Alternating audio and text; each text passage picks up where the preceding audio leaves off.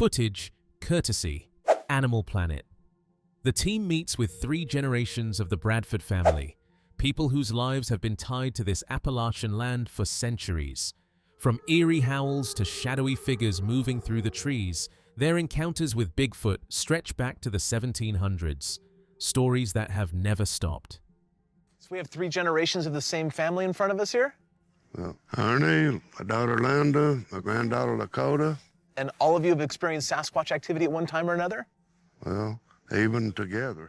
The wind whispered through the Appalachian hills as the investigator faced the Bradfords, their old farmhouse standing quiet under the trees. "How long has your family lived here?" he asked. Mary replied softly, "Since the late 1700s. Then came the real question. How long had the Bigfoot stories been around? Her expression changed. "My great-grandfather used to warn us," she said. "Never go too deep in the woods. Something ancient lives out there, and it watches." And how long has your family been on this piece of property? Back to the 1700s, Oh, wow. Oh, man. late 17s. And how far back did the Bigfoot activity go? We've heard tales of it from our great-grandfather. They would tell us to be careful and not get too far out or don't get in the woods playing. When it was Lakota's turn to speak, her voice trembled. She remembered the day clearly, playing soccer when her ball rolled down the road. As she chased after it, a chill ran through her. Up on the ridge stood a massive, dark figure, taller than any man, motionless, just watching. How about you, Lakota? Have you ever seen one? Yeah, Where did you see one? up there. What happened? I was playing soccer with my friends. When the ball rolled down the road, that's when I noticed it was looking at us. It was up on the hill. It was standing there watching. Matt Moneymaker asked her to describe it. Lakota said it never crouched or moved. It just stood there, broad-shouldered, blackish-brown, and real enough to make her freeze. And so it came down. Did it sit down or was it standing up? Standing up, And what color was it? blackish brown. Her mother, Landa, stepped in. She remembered that day too. Lakota pointing toward the hill, her face pale. Landa followed her gaze and saw it. A huge, shadowy figure, unmistakable against the trees. "That's when I knew," she said. "Our family stories were true." I came outside and she was like, "There's something up there watching us." I saw it standing up on the hill. That day I saw Bigfoot. The atmosphere grew tense. Matt asked if they realized what they were seeing that day. Lakota shook her head.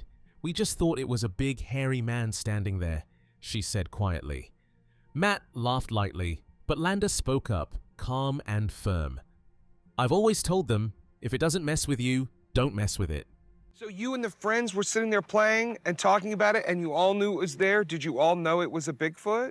No, we didn't know what it was. We just thought it was a hairy man standing there. You guys are weird kids. Most kids would have freaked out. I tried to basically teach them not to be afraid. As long as it don't mess with you, don't mess with it. You know, I mean, that's my thing. When asked if the creatures ever came close to the house, Landa nodded. "After my daughter's birthday, we heard knocking slow at first, then heavier, like something circling the house. My mother looked out the window and saw it. Tall, dark, standing just beyond the glass. Do you think they've ever come around the houses? Oh, yes. There was one that was looking in my oldest daughter's bedroom window after we had had a birthday party. We heard knocking, not really like he was knocking, like he was kind of pushing his way around, but my mom saw the figure in the window. Finally, Matt turned to Ernie Bradford, the family's elder. "Ernie, what's the earliest encounter you can remember?" Ernie's eyes narrowed. "Maybe 40 years ago. I was driving down the road when I saw something holding a deer blood everywhere." He paused. "I thought I was seeing things, but I wasn't. It was real." 3 generations, 1 family, a legacy of encounters that refuse to fade. Something still walks these woods, and maybe it always has. Footage courtesy Travel Channel. David never thought a simple camping trip would change the way he saw the world. One quiet night, he and his friend were resting in their tent when strange noises started moving around them. Heavy steps, low breathing, and something circling close. Trying to scare it off, they stepped outside and froze. A massive, shadowy figure stood only yards away. Something neither human nor animal, but completely real. A man later spoke about his lifelong connection to the woods, a place he knew better than anyone. He described how some parts opened wide, while others were so thick you could barely see ahead. It was familiar ground, but what he saw that night made him question everything. I could identify the woods because there was a peace and a serenity about them, and so I really tapped into that. The woods there's some places where you can see a good ways, then there's others you can only see for maybe 20, 40 yards. David and his friend hiked up a hill, looking for a good spot to watch for deer. They found a clearing and decided to make camp. "Good job, Davy," his friend said. "Why don't you start the fire?" It was quiet, nothing unusual, at least for now. As we began the journey up the hill, we talked amongst ourselves and we said, if we want to have a chance of seeing any deer, probably the next best spot would be up on top of the hill because you can see for a long ways. Good job, Davy. Thanks. Want to go start the fire? Sure. We found a real good place to pitch our tent. It was just the perfect spot. As night set in, David said he was heading into the tent. His friend stayed outside a bit longer. It seemed like nothing, but that choice would matter later. I'm getting tired. Shall we get in the tent? I'll follow behind.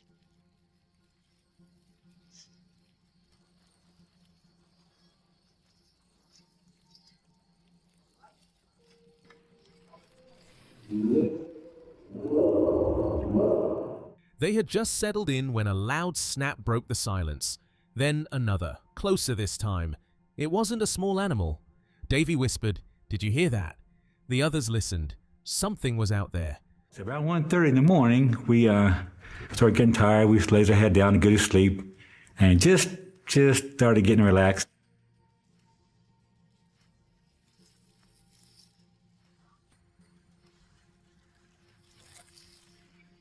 I heard snapping noises. The snapping noises was louder than a raccoon or a squirrel. We got what? I heard something. There's something out there. George leaned over and said, "On 3, we'll jump out and scare whoever's messing with us. 1, 2, 3. They stepped out, but it wasn't a person. A massive figure stood ahead, covered in dark hair, its chest broad and solid. It didn't move, just watched.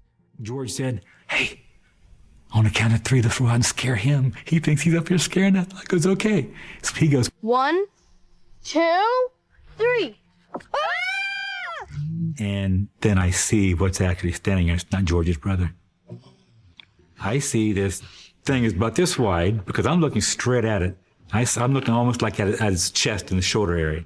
And it's about 3.5, 4 feet wide, and it's all hairy. David couldn't look away. Its eyes were black and empty. Beside him, George whispered, "Oh my God, Dave, that's Bigfoot." My mind was going in 1,000 different directions at that point, thinking, what in the world is this?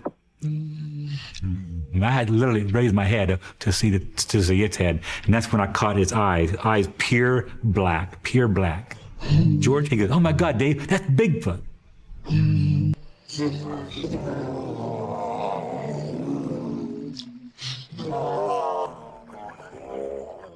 The next morning, David told George's dad what happened. He looked up from his coffee and asked, "He's back?" David frowned. "Who's back?" "Bigfoot," he said quietly. The next morning, we all sat down to breakfast, and George's dad was there. We said, "Hey, we had an experience last night." What do you mean? He's back. You sure? I said, well, what do you mean he's back? George's dad said, "Bigfoot, Dave." I said, when did you guys see it? Later that day, they found tracks, long, wide, and ending in 3 toes.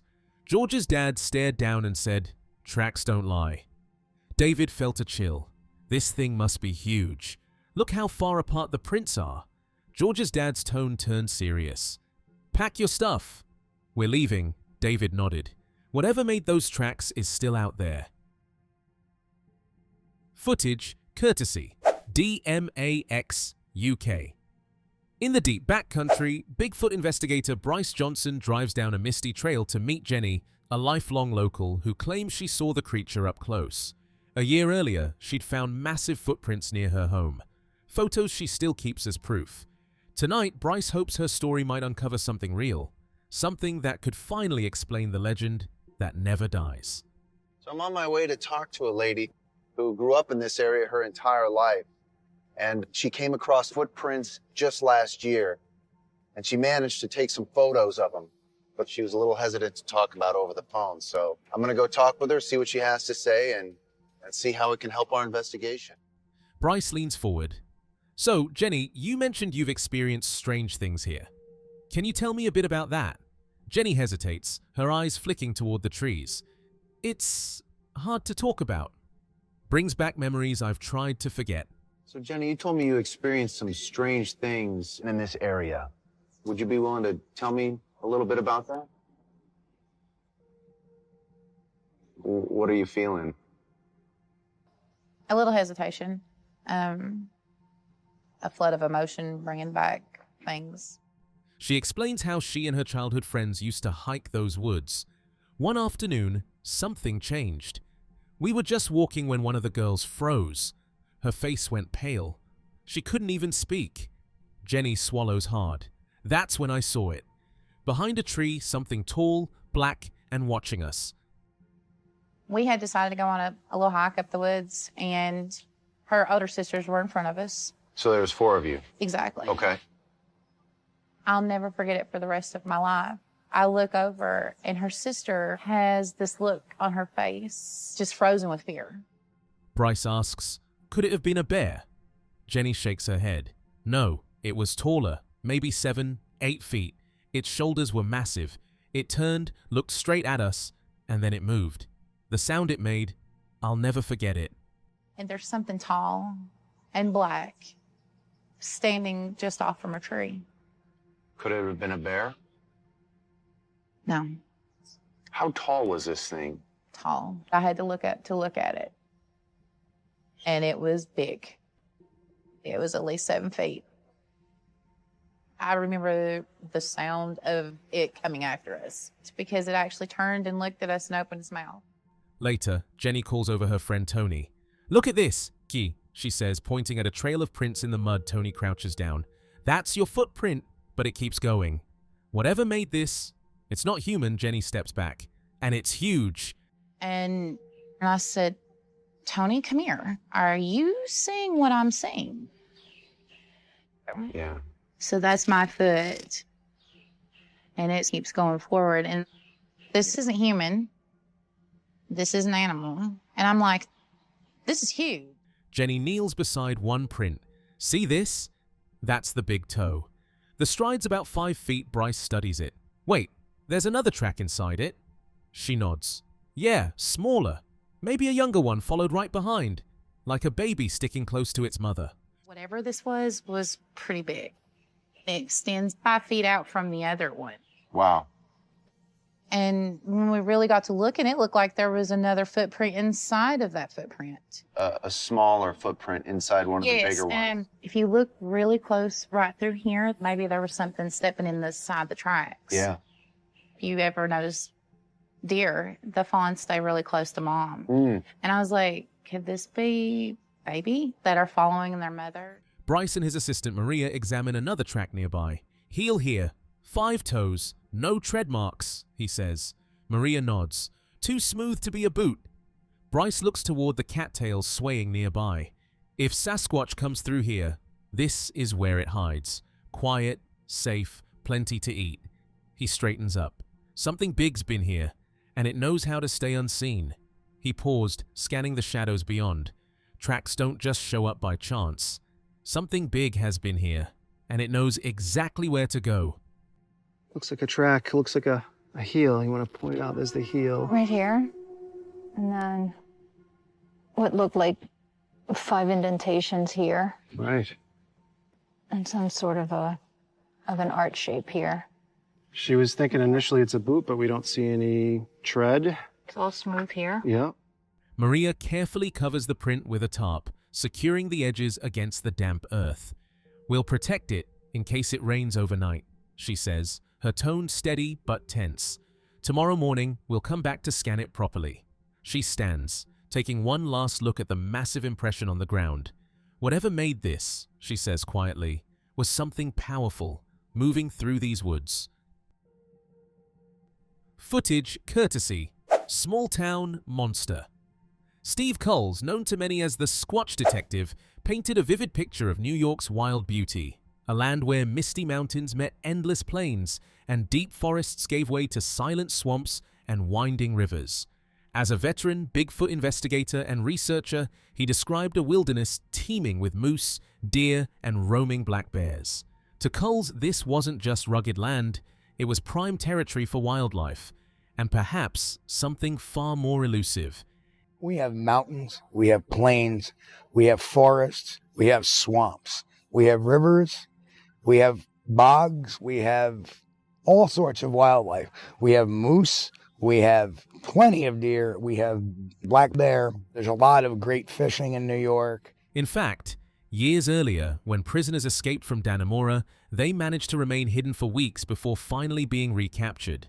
Despite the use of advanced technology, helicopters, tracking dogs, and other search methods, the dense and unforgiving Adirondack wilderness kept them concealed. In the end, it was their own mistakes, not the efforts of the search teams, that led to their capture. In fact, years ago when there was the escape of prisoners from Dannemora, that they were able to stay hidden for weeks until they were finally captured or recaptured. That was because the terrain was so tough. We used all this technology of helicopters and tracking dogs and so forth, and yet it was their own mistakes that got them captured. So the wilderness is very dense. Then came August 24th, 1976. 3 teenagers driving along a bare road saw a towering figure near a telephone pole, hair-covered, upright, and massive. They sped into town to alert police, setting off one of the most famous Bigfoot investigations in U.S. history. And it became famous because it involved several police agencies. So August of 1976, August the 24th, 3 teenagers spot a creature walking near a telephone pole on Abear Road. They're startled. They don't know what to make of it. So back then there were no cell phones. There's no communication like that. So they took off in their vehicle and rode into town to talk with the Whitehall police dispatcher on duty that evening. Soon, officers from multiple departments converged on the site. Newspapers blared the headline, "Officers Track Creature," and nearly a dozen witnesses described a 7 to 8 foot figure with glowing red eyes and long swinging arms. Its shriek, a cross between a pig's squeal and a woman's scream, echoed through the woods. And they responded with Whitehall Police, New York State Troopers, and Washington County Deputy Sheriff all responding to the scene. So that became this landmark case because that incident was put on the front page of the paper, the local paper, which was the Post-Star. And it was an article called "Officers Track Creature," and that described this Bigfoot-type creature.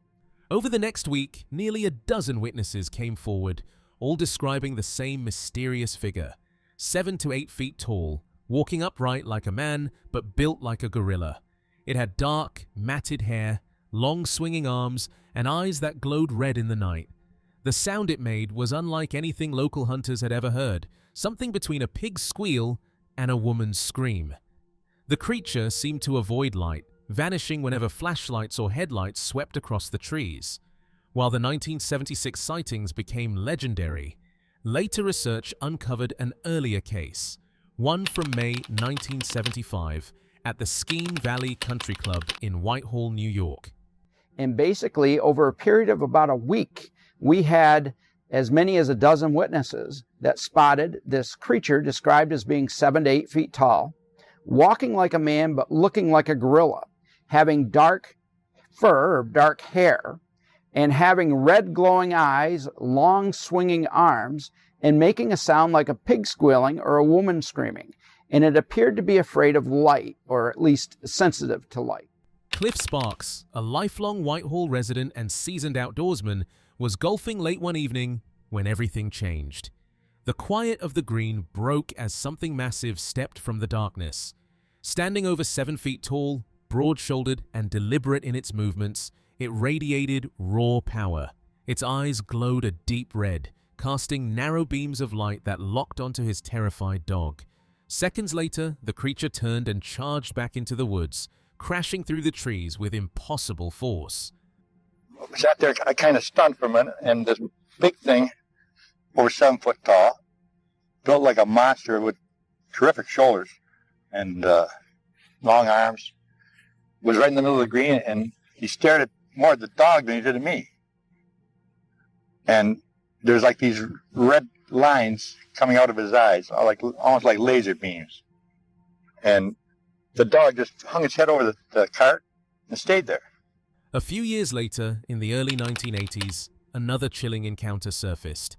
Dan Gordon, a respected police officer, was on patrol near South Bay one cold February night in 1982 when something enormous crossed the road in front of his cruiser. He slammed the brakes, stepped out with his weapon drawn, but whatever it was had already disappeared into the dark. Could the same creature that terrified Whitehall in 1976 still be out there, lurking in the shadows of the Adirondacks, watching, waiting, and walking among us? And that was their usual patrol at about 4:30 in the morning.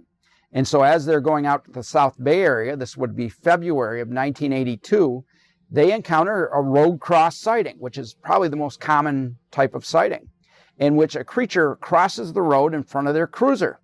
They pull the cruiser over, Dan does, he was driving.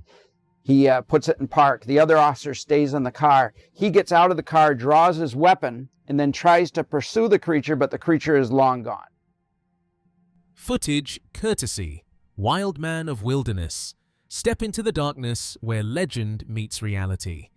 In the swamps of southwest Arkansas, whispers speak of the Fook monster, a creature both feared and fascinating. For Todd Jurasek, chasing Bigfoot feels like being a kid again, running through the woods, imagining monsters in the dark. But now it's real. Every sound hits harder, every shadow feels closer, and when branches snap nearby, he knows he's living the monster movie for real. Tell you what I like about Bigfoot stuff is it takes you back to being a kid. So you're a kid, and you go outside in the woods, you're playing in mud puddles, you're getting dirty, and you're fantasizing the monsters, whereas with the Bigfoot stuff, you're 40 years old, blowing whole paychecks, running around the country in mud and rocks and stuff, and going, at the end of the day, I wasted a lot of money, but boy, that sure was fun. As night fell, the team pushed deeper into the Arkansas swamps. The narrow dirt road twisted through dense trees, their headlights cutting through thick mist. Then they stopped. A cottonmouth snake lay coiled in their path, unmoving. The woods had gone silent. In that moment, they knew this wasn't just another investigation. Something out there was watching. They're on this road, dirt road in the middle of nowhere. It is so freaking loud out here with frogs and bugs. And it is creepy as hell. It's like a tunnel of trees. We literally just pulled off to the side of the road because there's a cottonmouth in the middle of the road. So this is no joke. Man, this place is creepy. Ken Gerhard, a cryptozoologist and field investigator, had one of his most unforgettable encounters on August 18th, 2003 at Cottonwood Lake in North Texas. He and his team were following reports of Bigfoot sightings when just after sunset, deep, guttural grunts echoed from the darkness. Nothing like any known animal. As they shone their spotlight across the lake, two glowing yellow-green eyes stared back from high above the ground. Whatever it wasn't human. Ken said that when you hear a Bigfoot, you don't leave. You stay, because that's where the truth hides. All night, eerie moans echoed across Cottonwood Lake, rising and fading like distant howls. At dawn, the team found deep, human-like footprints in the wet sand, and nearby, large turtle shells ripped clean in half, as if something powerful had been feeding there. You heard a Bigfoot set up camp right there. That's basically the message of that story, because that's where the work needs to be done. And throughout the course of the night, there was some other weird stuff. We heard these moans coming across the lake, kind of like howling noises. And the very next morning, when we finally got daylight, we were able to cut our way into this heavy brush, and there was a beach on the lake, and there were some deep human-like footprints in the sand, and there were a bunch of good-sized turtle shells that had been ripped in half from top to bottom and like just scattered there. Years ago, Bigfoot researcher Jerry Heston shared the story of a hunter who ventured into the Arkansas bottomlands with his dog one night. Out of the darkness came a massive, hairy creature that hissed like an enraged cat and hurled swamp water toward him. Terrified, the man fled and later swore never to return, selling all his hunting dogs out of fear. After all these encounters and chilling discoveries, one question remains. Could something truly be watching from the shadows of the Arkansas swamps? Or are these just echoes of our deepest fears? Footage courtesy Small Town Monster. Cryptid Conversations is a short interview-based series featuring first-hand accounts from researchers and eyewitnesses of Bigfoot and other cryptids. In this episode, Finding Bigfoot's James Bobo Fay recounts his chilling encounter near Northern California's legendary Bluff Creek, the birthplace of the term Bigfoot. The sun blazed over Northern California, turning the forest air thick and heavy. Veteran Bigfoot researcher James Bobo Fay, known for his fearless fieldwork and years on finding Bigfoot, recalled one of his most unforgettable moments, his only daylight sighting. It happened at Louse Camp in July 2007 on a blistering 105-degree afternoon. No one in their right mind would have been out there, he later said. Thinking the heat would keep the woods empty, Bobo and a friend waded down the creek, checking sandbars for signs of life. At first, everything was quiet. Too quiet. My only daylight sighting anywhere was a Louse Camp in 2007. I think it was July. It was 105 degrees, like hotter than today even. So I thought there was going to be no other around. So me and my buddy just walked right down the middle of the creek and went hiking down the creek and checking out sandbars, this and that. Didn't find anything. Went a few miles, probably a mile and a half down. We started getting whistles and knocks. About a mile and a half down the creek, Bobo and his friend began hearing strange whistles and sharp knocks echoing through the trees. Then, without warning, rocks the size of softballs started flying through the air, clearing 40-foot treetops and splashing into the creek behind them. Some landed 50 feet away, others closer, 30 feet at most. Bobo's camera had been stolen just a week earlier, but his audio recorder was still in the truck. Determined to capture the sounds, he went back for it. His dog, Monkey, followed, while his friend stayed behind in the creek. What Bobo didn't realize was that something had followed him back through the forest, silent, watching, and completely unnoticed. We started getting whistles and knocks, and all of a sudden rocks like this big started flying out over these 40-foot trees, coming like 70, 80 feet at least, 100 feet from the tree line, going over these 40-foot trees, landing in the creek behind us. Like not too close, like 50 feet behind us, 40 feet behind us pretty much, 30 was probably the closest. Bobo was parked near the main launch area where trailers usually back down toward the water. As he bent to grab something, his long hair fell forward, partly blocking his view. That's when Monkey froze, ears up, body tense. He looked up and saw movement near the top of the slope, between tall fir trees. A massive figure leaned out from behind the trunks. He caught a glimpse of its left side, a broad chest, a long arm, and an unnaturally tall frame that looked both powerful and thin. Its hair shimmered in the sunlight, dark with streaks of gray or silver. The skin beneath looked grayish-black, almost leathery. But what struck Bobo most was its face. The hairline ran high, covering nearly the entire head, giving it a wild, ancient look. Got back to my truck at Louse Camp. I was parked right at the main spot to go where the trailers go down to the water. Right when I bent down, I had long hair. My hair kind of was cascading down, and I saw Monkey right there, and she just totally did her full alert, like a mountain lion or something was there. She just goes, bam! Her ears went straight forward, like she was on alert. And I glanced, and out of the corner of my eye to see this thing just the left half of the body at the top where you pull into Louse. You'll see some big firs up there. It was leaning out. I could see the left whole half of the body. Bobo pointed toward the creek, the same area where strange sounds echoed from the hills at night. That's where the noises came from, he said. We were always looking that way. He'd probably walked past that spot hundreds of times, never realizing what was right there. Just off the path, a massive trail about 9 feet high and 4 feet wide was carved into the slope. It was like a squatch highway, he said. No way people made that.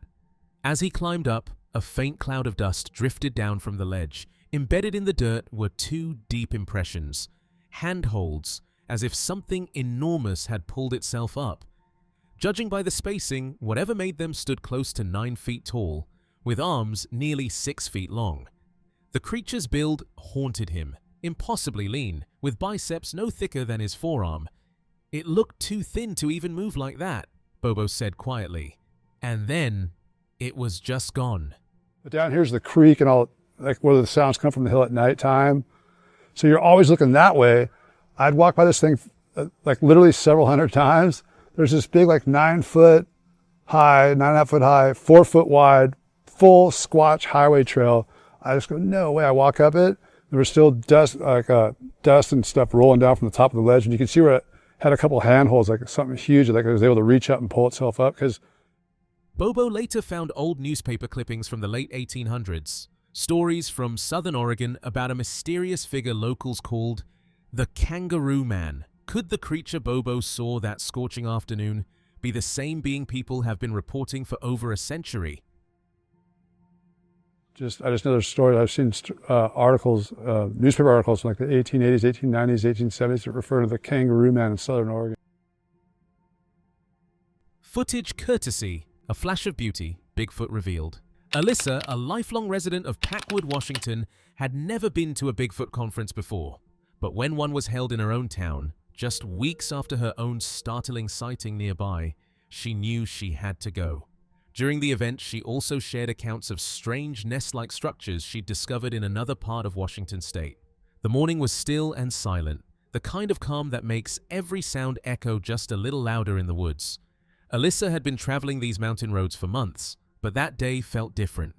Around 6:30 a.m., as the first light spilled across Mount Rainier's snow-capped peak, she spotted something unusual along the roadside. A towering, dark figure standing motionless against the mist. Her breath caught. "What in the world is that?"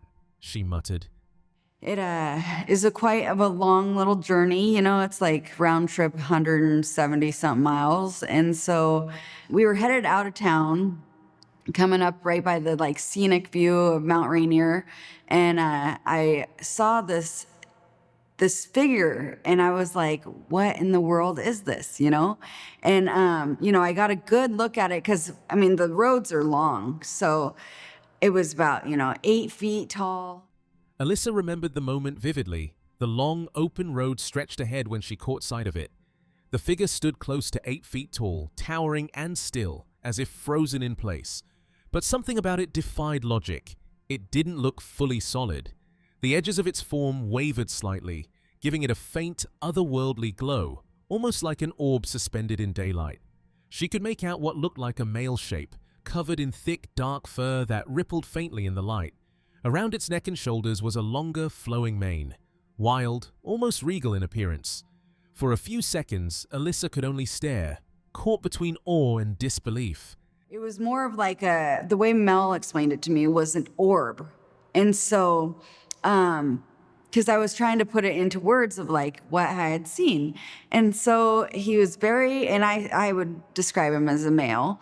And he was just standing there and he wasn't really moving, just really straight forward. He towered above the ground, at least 8 feet tall.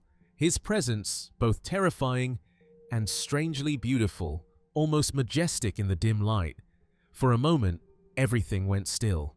My breath caught in my throat. That was the first time I'd ever seen anything like it. Slowly, I turned to my brother, my voice barely a whisper. "Oh my gosh, did you see that?" He just stared ahead, his expression frozen. He stammered, then looked at me, eyes wide. "Wait, you see it too?" I nodded slowly, my pulse thundering in my ears. "Yes, I do." That was the first time that I had saw it, and so I looked over at my brother. I said, "Oh my gosh, did you see that?" And he was like, and then he goes, "No, wait." He goes, "So you see it too?" And I was like, "Yes." She had been sitting in the passenger seat, which gave her a clear, unobstructed view of the figure. He stood tall, straight and proud, almost regal in the way he carried himself. It wasn't like anything she had ever seen before. For a moment, she wondered if her eyes were playing tricks on her, but deep down she knew it wasn't an illusion. The figure was real, solid, undeniable. He stood there, striking and impossible to ignore, his presence commanding the quiet around him. She could hardly believe what she was seeing, her heart racing as the realization settled in. It wasn't just her imagination, it was real. It was Sasquatch, Bigfoot himself. And like he was just prominent, you know, he was standing, he was just amazing to see. And I couldn't believe it at first, and I was like, am I seeing things? But it was definitely Sasquatch. It was a fascinating moment for her, something she had always wondered about but never truly expected to witness. She had watched countless stories and read so much about Sasquatch, always asking herself, when will I get the chance to see it for real? That night had given her the answer, a brief but unforgettable encounter. But that wasn't the only experience she'd had. There were other moments too, not of actually seeing them, but of discovering what researchers call their nests. Those sightings hadn't happened nearby. They were farther out in the Breton area, where the forest seemed deeper and quieter. I'm like, when do I get the chance to see it? And so that was my little experience with it. But I've had also other experiences of not like just physically seeing them, but seeing like their, what they call nests. And so that wasn't here, that was actually out of town, over like in Bremerton area.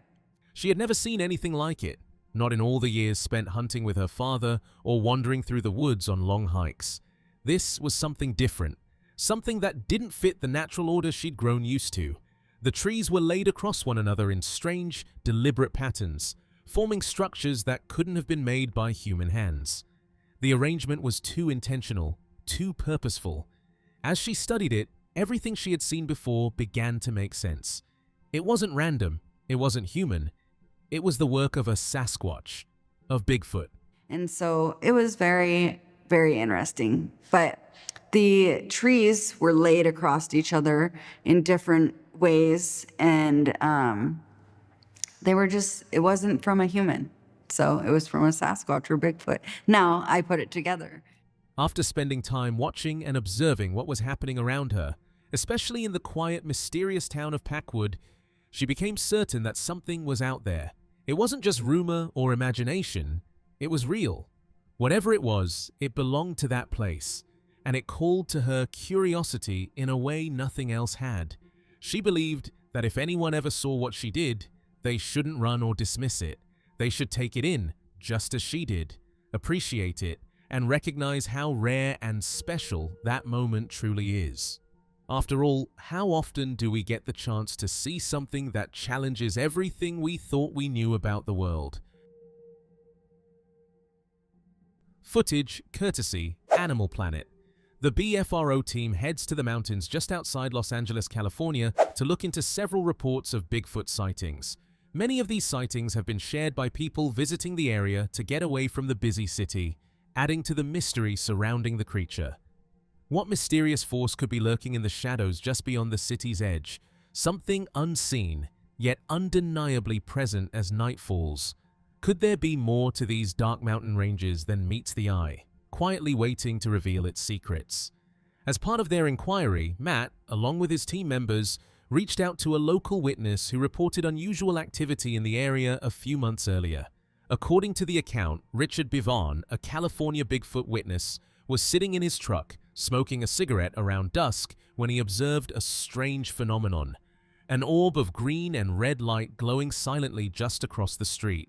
The unexpected sighting raised new questions about what might be occurring in the region after dark. Hello. How you guys doing? Hey, it's good to see you, man. Nice to meet you guys. So we understand you had some interesting activity here a few months ago. Yes. Tell us all about it, please. All right, well, I was sitting up here on the truck, having a smoke. It was just getting dark. And literally right across the street, there's like a green-red orb just sitting there. The orb flickered red before gradually shifting to green. Then, suddenly, Richard saw something moving. An indistinct figure walking nearby, adding a new layer of mystery to the strange encounter. He speeded toward the fence, heart pounding, but when he finally reached it, the figure was gone, vanished into thin air, leaving behind only an eerie stillness and unanswered questions. It like pulsated red, then turned green, and then all of a sudden, just saw this thing just walking.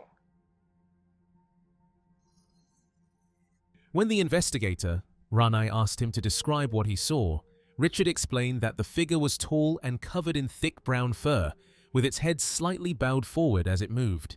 Despite the close encounter, he was unable to make out any specific features on the face, as it remained concealed in shadow. Describe what you saw. It was tall, brown, short head coming down. Did you see any details on the face? No, I couldn't see the detail. When Matt pressed further, asking how he could be sure it wasn't just a black bear, Richard's voice grew steady with conviction. He explained that the figure's height was far beyond that of any bear he had ever seen, towering and unmistakably human-like in its stature, which left little doubt in his mind that this was something else entirely. How do you know it wasn't a black bear?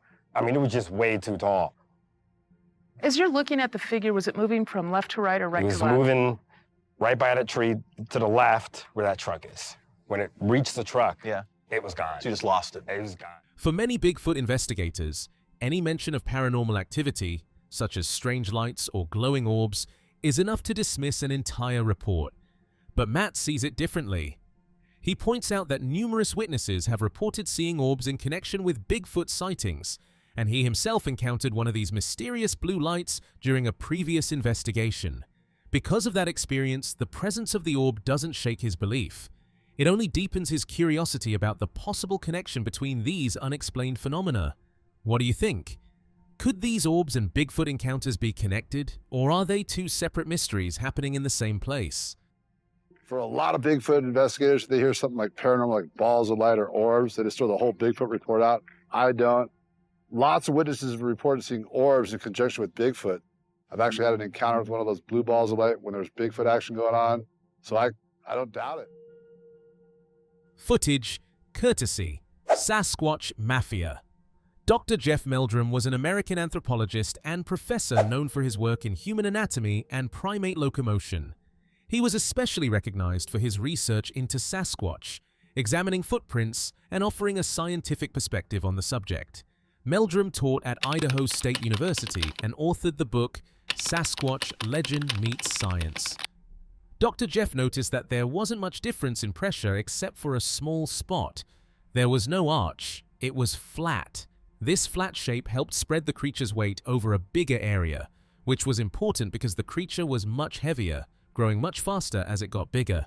Pressure there. There's a little bit across this point here, but there's no indication of an arch. It's flat, and that assists in the distribution of weight through more surface area. Given their much greater mass, which is a cube of the linear dimensions, remember, the volume. The Sasquatch foot moves through a step cycle very differently from ours. Due to their long toes and shorter legs, they tend to have a high stepping gait, which gives them an advantage when navigating rough and uneven terrain. Through a step cycle in a much different manner than we do. Given their long toes, they also, and their shorter legs, they also have a tendency to have a high stepping gait, which is also an advantage when you're walking through rough and irregular terrain. The creature's trapezius muscle rose high and wide, forming a thick, cloak-like mass that stretched outward to its unnaturally broad shoulders. From behind, its neck all but disappeared into the dense mass of muscle. As Dr. Jeff described, the Sasquatch wasn't just tall, it was imposing. The mature adults, in particular, were disturbingly massive, broad, thick, and built with a weight and power that felt almost unnatural. Something about their sheer size unsettled even the most seasoned observers. You didn't just see it, you felt it, like the ground itself was warning you.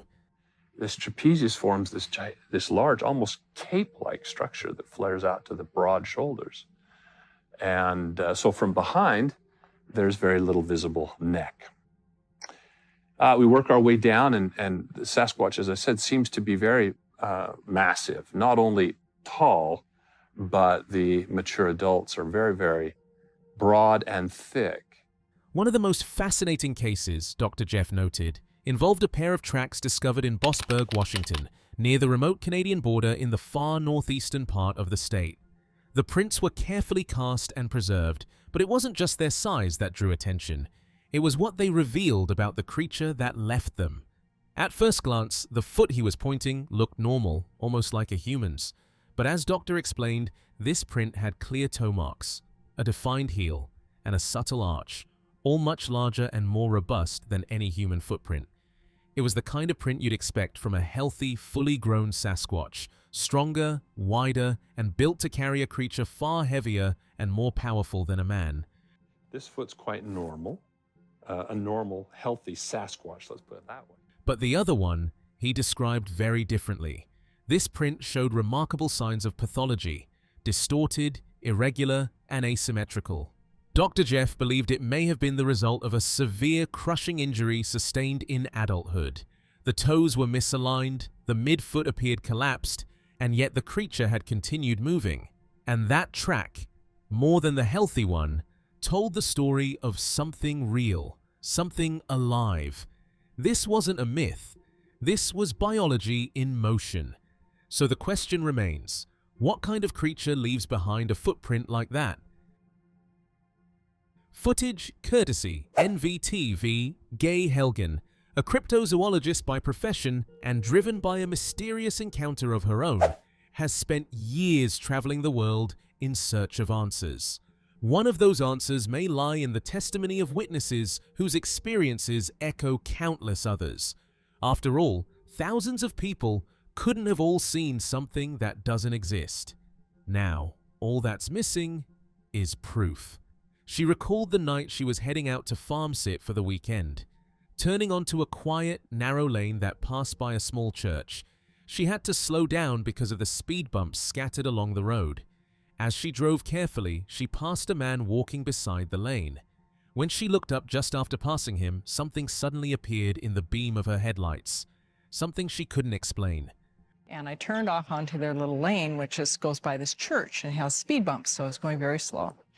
And I passed a man walking, and when I looked up from him, I waved at him. When I looked up from him, I saw this thing in my headlights. From the edge of the shadows, she caught sight of a massive shape emerging from the darkness. At first, she convinced herself it was just a bear, but then those broad shoulders came into view, and her heart pounded as an uneasy feeling took hold. I saw a frontal view of this large body walking. I thought at first it was a bear, but it had shoulders. She tracked him with her gaze, his outline stark against the pale glow of the yard light. Bulging muscles and broad shoulders loomed in the shadows. Unlike the man she had seen before, there was nothing to define him, just an indistinct dark presence looming in the night. And saw him silhouetted in the yard light behind him.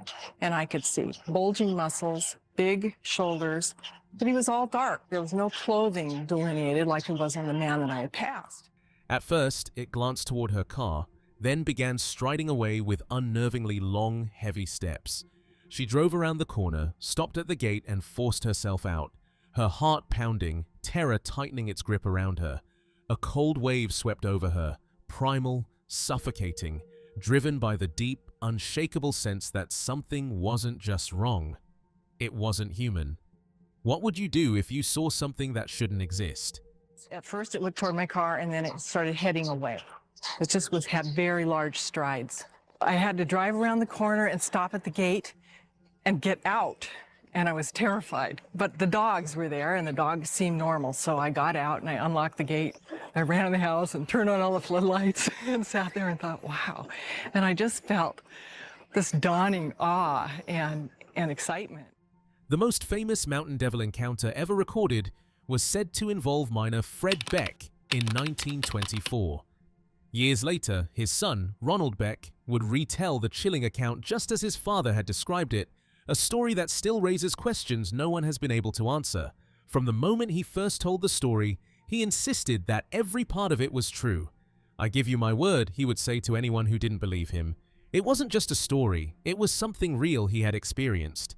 Because in this world, some things are stranger and scarier than anything you could imagine. It all happened. I'll give you my word, this story is true. Many things stranger than fiction.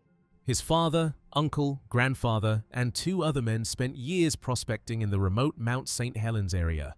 They built a sturdy cabin deep in the wilderness and secured a claim they held for several years.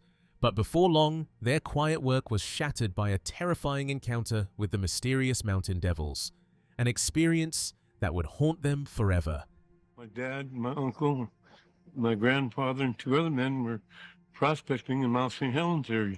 And they built a cabin up there and filed a claim. I guess I had it for several years or more before this happened, where they encountered with mountain devils. Everything started jumping on the roof, and rocks were being thrown. They knew they were being hunted. "They're going to get us," someone whispered, but they didn't stop. The companions were terrified. What happened next was a fierce attack. The mountain devils battered the cabin all night long until morning finally came, and he swore. It absolutely happened. They survived the night, but what shadows followed them home? Did anyone ever really know, or was the truth swallowed by the darkness? Footage courtesy Wild Man of the Woods. It was a warm summer night, the kind where the heat lingered in the air long after the sun had set. The witness was in Pennsylvania, and that night would mark the first time something strange occurred. He had spent the evening at a friend's house. They played video games for hours on an old Atari console, laughing and shouting as the screen flickered with pixelated action. In his hands, he carried a Star Wars toy blaster, the kind used by the white armored stormtroopers in the movies. It was made of plastic, a bit worn from use, and required large C batteries to function. A small spinning mechanism in the front would light up and make sounds when the trigger was pulled. The noise it produced was something like pew pew pew, just like in the films. It was a summer night, Pennsylvania. It was warm, after dark. So I'd been up at a friend's house. He had an Atari. We were playing video games. And I had one of those Star Wars blasters that the stormtroopers had. Took C batteries, and the front of it, had a little cylinder that spun, and it made this like noises, like something like that. At that moment, it was more of a feeling, like something wasn't right. The man couldn't explain it exactly, but it hit him all at once, like walking into a wall. Then came the smell, strong and sudden. He remembered it clearly. It was sharp, thick, and heavy, like a wet dog mixed with something rotten, with a hint of sulfur, the kind of smell that made his stomach twist. Like there was something wrong, or the smell, because I remember catching a smell, and it was like a wall, and it was like wet dog, sulfury rot. There were always a lot of deer in the area, which meant plenty of roadkill. Deer, raccoons, possums. The smell of dead animals wasn't unusual. But this was something else. A whole other level of smell. Stronger, heavier, and unlike anything he'd ever smelled before. Definitely, and I had smelled skunks before. I'd smelled, we had a lot of deer, so a lot of roadkill deer, a lot of roadkill raccoons and possums. This was something, another level of smell that unlike anything I'd ever smelled before. In the silence, something to his right suddenly broke through the stillness. At first, his brain tried to make sense of it. It sounded like a truck crashing down the hill, snapping branches on the way, hitting hard with a series of deep booms. Boom, boom. There was something off about the sound. Heavy, chaotic, and strange. It didn't feel right. It had an eerie tone, like it didn't belong there. At that time, in my brain, I thought it was a truck just falling down that hill and busting tree branches and boom, boom, boom. Have you ever seen something so big, so strange, that your brain couldn't make sense of it? He couldn't see a face, just a dark shape standing in the trees, a silhouette. But even from a distance, he knew it was the biggest human-like figure he had ever laid eyes on. It wasn't a bear. He could tell that right away. The body was all wrong. It was tall, covered in hair, and built like a wall. Broad shoulders, no real neck, just a small head resting on top. And then it moved. It walked. Was it just a legend the Sasquatch people have whispered about for generations? Or was it something far more real and far more terrifying? And I couldn't make out a face. It was a silhouette, but it was the biggest human-like thing I'd ever seen. I could tell that it was hairy. I could tell that it wasn't a bear. The shoulders, I mean, it had like no neck. It was just a little bit of a head and these broad shoulders, and it walked. And it took a step, and then I heard it going up the other bank. By the second or third noise of either a foot or a hand going in, the next day I would see. The next morning, with the owner of a nearby dairy farm beside him, he returned to the spot where he had encountered the strange creature. The woods were silent, still holding that uneasy feeling from the night before, and that's when they saw them. Footprints, clear as day. On one side of the creek bank, deep toe prints were pressed into the damp earth. On the other side, a single heel print, heavy and wide, and in between, deep gashes in the earth, long, deep, and torn through the ground, as if something massive had leapt across in one powerful bound. Whatever it was, it had left more than fear behind. It had left proof. Footage courtesy Sasquatch Mafia. Dr. John Bindernagel was a respected wildlife biologist and a former advisor to the United Nations. After spending more than a decade examining tracks, eyewitness reports, and field evidence, he had arrived at one startling conclusion. While others laughed or looked the other way, Dr. Bindernagel kept following the evidence, no matter where it led. He acknowledges the existence of the Sasquatch as a real yet elusive mammal believed to inhabit the remote wilderness areas of North America. I accept the Sasquatch as an existing North American mammal. The long arms, and certainly the flat face, lacking the prominent snout of the bear. There'll often be deep-set eyes, brow ridges maybe. The flat nose, often with outward-facing nostrils, thin lips, ears almost always covered with hair, broad shoulder. People who say they've seen it describe a creature with long arms and a flat face, not like a bear's, which has a big snout. Its eyes sit deep under thick brow bones, and its nose is flat with nostrils that point outward. The lips are thin, and its ears are usually hidden under thick hair. It has wide, strong-looking shoulders, giving it a big and powerful build. People encounter Sasquatches, if not on a weekly basis in North America, every month. I couldn't believe what I was looking at. Dr. Bean noticed, if this dip along the edge is real and not just caused by weather or damage, it clearly looks different from the other footprints. That makes us ask an important question. What made this one different? Was the creature standing or moving differently? Was the ground softer in that spot? Or did its foot land in a different way? If this depression along this edge here is real, it's different from those other footprints. So why is it different from those other footprints?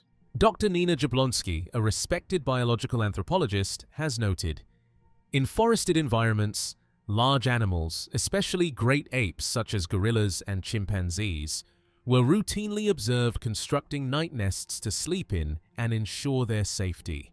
These nests, typically made from branches and foliage, were built either on the ground or in trees and served as a consistent behavioral marker of their presence. However, in the regions where sightings and reports of Bigfoot have been most commonly claimed, no physical evidence of such night nests was ever discovered. This absence raises questions, as one would expect a similarly large, forest-dwelling primate, if it existed, to exhibit comparable nesting behavior. Animals, when large apes live in a forest, they routinely make night nests in which to sleep and to be secure. We've never, in the areas in which Bigfoot is said to have lived, ever found anything like a night nest. Renowned for his Oscar-winning work in special effects makeup, Dick Smith was professionally active during the period when the infamous Patterson-Gimlin Bigfoot film first emerged into public view. Look closely at how the nose projects outward, positioned exactly where a human nose would typically be. It appears pale and distinct, making it easy to spot. The dome of the head rises quite high, though much of its shape is concealed beneath a thick layer of hair that helps it blend into its surroundings. The soles of the feet aren't pure white, but show a light, solid tone that subtly contrasts with the darker fur around them. If this was simply a costume, would we expect to see such natural-looking anatomical details? Footage courtesy Small Town Monster. The investigator claimed that when a reference point such as a tree or a branch was available near where a Bigfoot had reportedly been seen, investigators could return to the location and take accurate measurements. However, it had been observed that many eyewitnesses were often inaccurate when estimating distance, height, or weight. Most people, after all, weren't trained in measuring such things. As one researcher noted, not everyone plays golf for a living. A golfer might easily say, "That's 120 yards," but the average person would struggle to judge such distances accurately. If you have a reference point, the Bigfoot standing by a tree or a branch, you can go back and measure it. I will tell you this, so many witnesses are off on distance and height and weight. A lot of us don't play golf for a living. You know, a golfer can tell you, oh, it was 120 yards.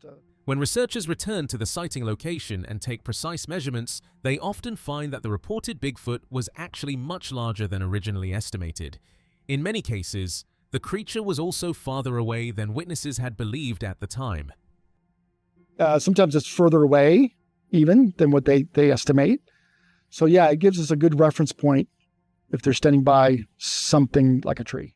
Jay Keaton is a Bigfoot researcher based in Kentucky and a member of the Kentucky Bigfoot Research Organization, KBRO. He is known for conducting field investigations and collecting audio evidence related to Sasquatch activity in the region. As part of KBRO, Keaton helps investigate sightings, interview witnesses, and gather evidence to better understand Bigfoot presence in Kentucky. Jay shared a story about her friend and the friend's brother who were driving in a truck near the area where Jay Keaton had conducted his research. As they passed through a section of the road bordered by dense trees, they spotted a large, mysterious creature standing quietly in the tree line. Neither of them spoke at the moment, unsure if the other had seen it too. Later, they cautiously confirmed that they both witnessed the same unusual figure, but neither wanted to admit it initially for fear of being labeled as crazy. When they returned to the area later, the creature had vanished without a trace. What do you think they saw that day? Was it really something unexplained, or could there be another explanation? I have a friend that lives nearby here who, her and her brother were in a truck traveling where you stayed, just down from there. And in the tree line stood one of these creatures. And as they drove by it, they seen it. They didn't say anything. And they later on said, okay, did you see what I seen? And yes. Another researcher reported that he initially discovered the site in July of the previous year. Significantly, just down the ridge and directly within the line of sight was his friend's tree stand, carefully positioned facing toward the location. This alignment suggested a potential vantage point for observing activity in the area, possibly linked to the sighting described by Jay's friends. At first glance, it might seem like just a random cluster of branches, but upon closer examination, the investigator noticed something unusual. What stood out as particularly interesting was that many of the branches had been bent but not broken. They appeared to have been carefully flexed to a certain point without snapping. Additionally, several sticks had been deliberately placed around the structure. It seemed as though the limbs were bent downward and then secured in place by leaning other sticks against them. The overall arrangement suggested a surprising level of creativity. Its location, just beyond the ridge from where Jay's friends had their encounter, raises a chilling possibility. Was this the result of a natural force, or a sign that something intelligent, and possibly the very creature they saw, was still out there watching? Well, if you look at this closely, what's really interesting is all these branches are not broke. They're bent to the point, but not to where they're broken. And all of these right here, sticks have been added to this. You can walk around, so it's like they bent it down, and they leaned all these sticks around it to keep the limbs down. 7 encounters, 7 moments frozen in time, each told by those who swore they saw what others refused to believe. From the misty ridges of the Appalachians to the silent forests of Washington, one truth echoes through them all.